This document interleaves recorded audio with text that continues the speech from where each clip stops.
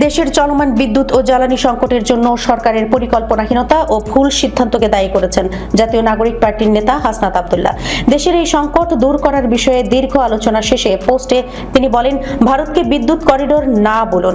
শুক্রবার মধ্যরাতে নিজের ভেরিফাইড ফেসবুকে এক দীর্ঘ পোস্টে তিনি এসব মন্তব্য করেন। হাসনাত আব্দুল্লাহ বলেন, যুদ্ধ, হরমুজ প্রণালী ও এলএনজি টার্মিনালে আগুনের কারণে বর্তমান পরিস্থিতির সৃষ্টি হয়েছে। সরকারের এমন ব্যাখ্যা গ্রহণযোগ্য নয়। তার দাবি, বিদ্যুৎ ও জ্বালানি সংকট মূলত সরকারের পরিকল্পনাহীনতা, জ্বালানি ক্রয়ে সিদ্ধান্তহীনতা এবং ভুল অগ্রাধিকারের ফল। তিনি দাবি করেন, জ্বালানি ও বিদ্যুৎ খাতে ভর্তুকি কমানোর ক্ষেত্রে সরকার ভুল জায়গায় কাটছাঁট করেছে। কয়লা, ফার্নেস অয়েল ও আমদানিকৃত বিদ্যুতের অর্থ পরিশোধে ঘাটতি তৈরি হওয়ায় এসব উৎস থেকে উৎপাদন ও আমদানি কমেছে বলেও দাবি করেন তিনি।